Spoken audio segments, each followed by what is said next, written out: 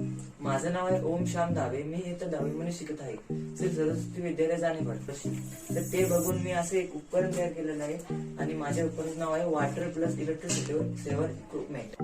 माझं उपकरण तुम्ही बघू शकता. आपला वॉटर पंप चालू केलेला आहे. तर त्याप्रमाणे आता आपली टँक 25% आता 50 नंतर आता 75% नंतर 100 म्हणजे आपली टँक आता फुल भरलेली आहे. त्याला दिसत आहे आणि अलार्म पण वाजतोय. तुम्ही ऐकू शकता की माझं उपकरण जसं पाणी सेव्ह करतं तसं इलेक्ट्रिसिटी पण सेव्ह करतो.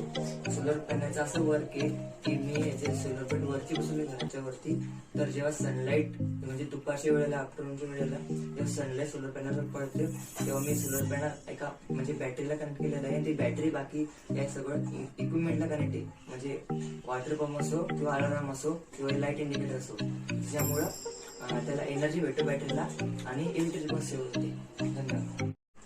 माझं नाव आहे ओम श्याम धावे. मी इथं 10वी शिकत आहे. श्री सरस्वती विद्यालय जाणेवाड पश्चिम.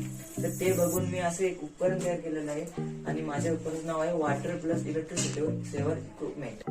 माझं उपकरण तुम्ही बघू शकता.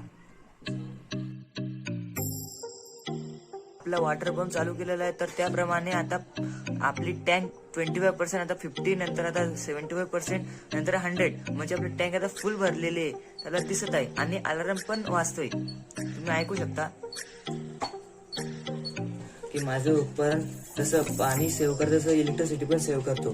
सोलर पॅनलचं असं वर्क आहे की मी जे सोलर पॅनल वरती बसवले घराच्या वरती, तर जेव्हा सनलाईट म्हणजे दुपारच्या वेळेला आफ्टरनूनच्या वेळेला जेव्हा सनलाईट सोलर पॅनलवर पडते तेव्हा मी सोलर पॅनल एका म्हणजे बॅटरीला कनेक्ट केलेलं आहे. ती बॅटरी बाकी या सगळं इक्विपमेंटला कनेक्ट आहे. म्हणजे वॉटर पंप असो किंवा अलार्म असो किंवा लाईट इंडिकेटर असो, ज्यामुळं त्याला एनर्जी भेटतो बॅटरीला आणि इलेक्ट्रिसिटी पण सेव्ह होते. धन्यवाद.